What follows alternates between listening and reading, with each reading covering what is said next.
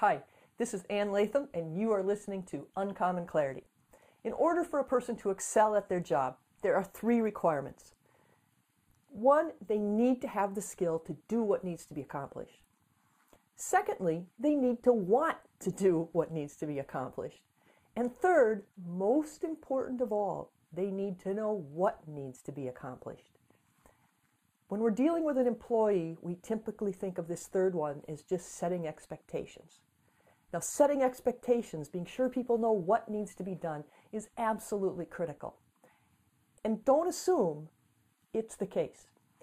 A client asked me wanted to talk about how to deal with an operations manager who he thought was not stepping up to responsibilities, wasn't willing to take on responsibilities, wasn't ambitious enough, wasn't determined enough. He didn't know, but he was making all kinds of assumptions about what was going on.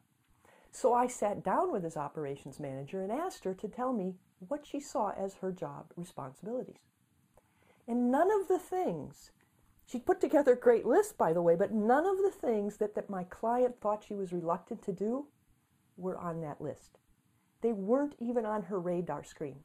So she couldn't possibly be doing them if she didn't realize those were part of her job. It seemed obvious to him. It wasn't obvious to her. Now, there's another kind of awareness we need to think about besides just trying to set expectations about responsibilities.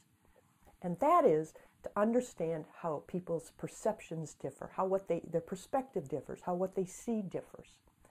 Things that look obvious to you that you would say, of course that needs to be done, have to do with how you see things, can be an issue.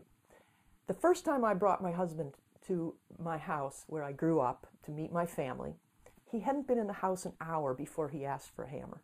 Now, I had no idea what he needed a hammer for, but I found him a hammer, and he went and pounded in a little nail that was sticking out of the corner of the main stairway in our house.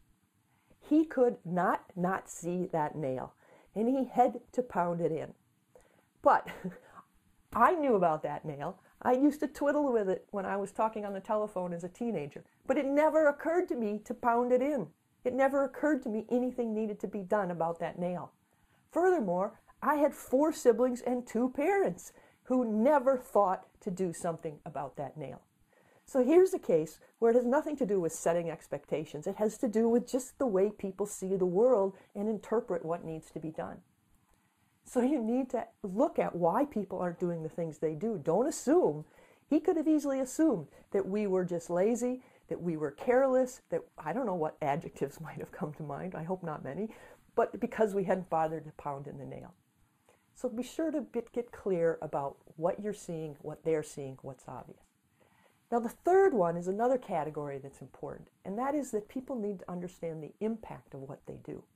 It's not clear enough just to say, okay, here's what I need to be done. Yes, I'm seeing the things that are important. I understand why they're important. But the third is, what are the consequences of what I'm doing?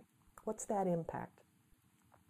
A perfect example is when you say something that offends someone or irritates someone or just makes them uncomfortable.